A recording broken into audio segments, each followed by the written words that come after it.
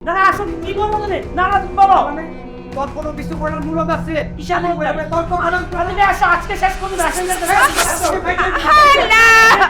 আল্লাহ আমার সংসারে কি শুরু আম্মা আপনি নিজে দেখলেন তো বিষয়টা। একদম চুপ তোমরা তো এটাই চাও তোমরা এগুলো করে আমার মারে খুন করে ফেলতে চাও না দিয়ে আমরা ধরো আমি আমরা হসপিটালে নিয়ে যাবো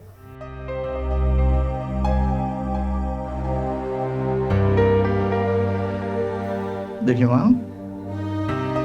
এই চোখটা দেখি একটু চিপেটা দেখুন তো আপনার এখন কেমন লাগছে মা? ভালো লাগছে। আচ্ছা আপনি কি হন রোগীর? আমি ওনার ছেলে আচ্ছা আপনি একটু আমার সাথে বাইরে আসুন। জি ঠিক আছে